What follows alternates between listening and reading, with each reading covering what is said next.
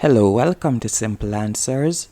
In this video, I'll be showing you how to use multiple effects on TikTok at the same time.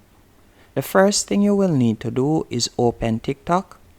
Once on the app, you're going to tap on the plus like you will normally do.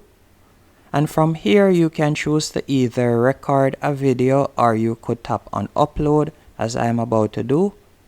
Then from here, you could select a video that you would like to use. I'll be selecting this one right here. Then tap on next.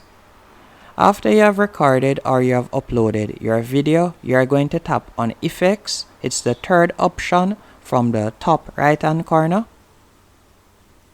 Then from here you can select the effect that you would like to use, whether you'd like to use leak, zoom or glitch. And you can also tap on motion and you will see different effects that you can use there. You could also tap on sticker and you can see different effects. There are numerous effects that you can choose from. So let's say, for example, I want to use the time warp scan for the first part of my video. I can simply press down on it. That's what you'll have to do. And you'll see right there. So you can press down on the section of the video that you would like to add a certain effect to. Then I could add a completely different effect on the next portion of the video by simply pressing down on it. And then I can tap on motion and I could add wings.